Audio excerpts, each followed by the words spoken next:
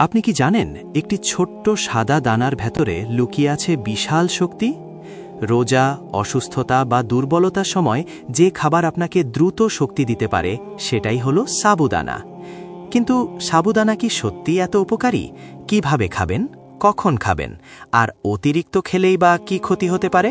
ভিডিওটি শেষ পর্যন্ত দেখুন, কারণ শেষে আমি বলবো সাবুদানার এমন একটি গোপন উপকারিতা যা অনেকেই জানে না। সাবুদানা সাধারণত ট্যাপিওকা বা ক্যাসাভা গাছের শেকড় থেকে তৈরি হয়। এটি কার্বোহাইড্রেট সমৃদ্ধ একটি খাবার যা দ্রুত শক্তি দেয়। সকালে খালি পেটে দুর্বলতা থাকলে, রোজার সময়, ইফতারে বা অসুস্থতার সময় বা জিম করার পর। কিভাবে সাবুদানা প্রস্তুত করবেন? প্রথমে সাবুদানা ভালো করে ধুয়ে নিন।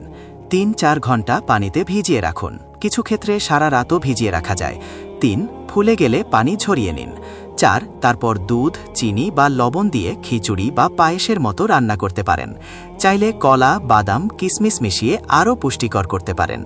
১. দ্রুত শক্তি দেয়। এতে প্রচুর কার্বোহাইড্রেট থাকে যা শরীরে তাৎক্ষণিক এনার্জি দেয়। দুর্বলতা ও ক্লান্তি দূর করে। জ্বর বা অসুস্থতার পর শরীর দ্রুত সুস্থ হতে সাহায্য করে। ওজন বাড়াতে সাহায্য করে। যারা খুব চিকন তারা নিয়মিত খেলে ওজন বাড়াতে পারেন। ৪. হজমে সহায়ক। হালকা খাবার হওয়ায় পেটের সমস্যায় উপকারী। ৫. রোজাদারদের জন্য ভালো। ইফতারে খেলে দীর্ঘক্ষণ শক্তি বজায় থাকে। ব্যায়ামকারীদের জন্য উপকারী। জিমের পর শরীরের গ্লাইকোজেন পূরণে সাহায্য করে। ডায়াবেটিস রোগীদের জন্য ঝুঁকিপূর্ণ, কারণ এতে বেশি কার্বোহাইড্রেট। বেশি খেলে ওজন অতিরিক্ত বেড়ে যেতে পারে।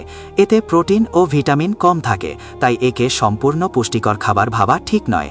তাই পরিমিত পরিমাণে খাওয়া উচিত। এখন বলছি সেই গোপন উপকারিতা। সাবুদানা শরীরের ভেতরের তাপ কমাতে সাহায্য করে। গরমের সময় বা শরীরে অতিরিক্ত হিট হলে এটি শরীর ঠান্ডা রাখতে সহায়ক হতে পারে। তাই অনেকেই গরমের দিনে সাবুদানা খেতে পছন্দ করেন। সাবুদানা উপকারী, কিন্তু পরিমিত পরিমাণে খেতে হবে। আপনি যদি স্বাস্থ্য বিষয়ক আরও এমন ভিডিও চান তাহলে লাইক, শেয়ার ও সাবস্ক্রাইব করতে ভুলবেন না।